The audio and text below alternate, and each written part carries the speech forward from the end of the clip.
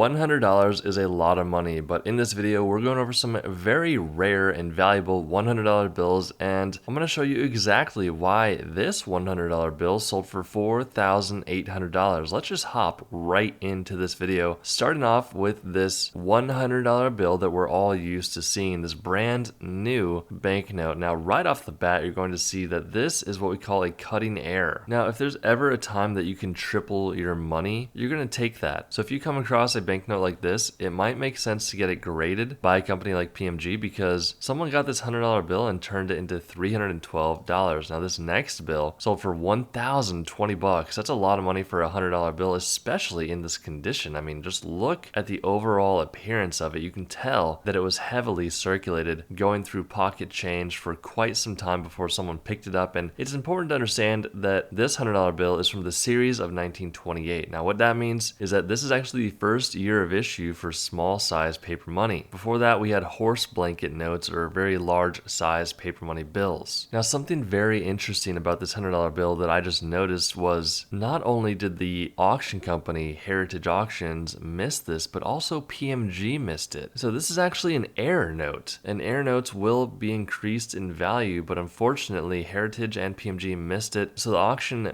may not have brought as much money as it could have brought. But before I talk about the error, I want to talk about the fact that it is a star note. So star notes are produced for the purpose of replacing an error or some sort of rejection during the printing process of bills. So the crazy thing about this is that star notes typically don't have errors, but this one does. Now, if you haven't noticed what the error is already that PMG and Heritage both missed, it is an inverted star error. So the bottom left star is upside down and the top right star is like normal. Something like this is really going to increase the value, but it's a big oof because these companies missed it. I mean, it does happen, but it is slightly unfortunate. Either way, it sold for $1,020. Moving right along, you can see the stars on this one are aligned like normal. This one is from series 1934. PMG graded it at a much nicer grade of about uncirculated 58, and it sold for $1,440. Back to 1928 here. This is a very highly graded $100 bill. It got the 65 grade. Now, when it comes to paper money, understand that from 60 to 70, which is the highest grade, that means your bill is uncirculated with no folds on it whatsoever. Uncirculated bills will be worth more than circulated banknotes. So if you find something very fresh and new, just simply don't fold it because you're going to be folding the value in half quite literally. Look, you can go to your local bank and pick up banknotes that are packed fresh or out in circulation and be like, hey,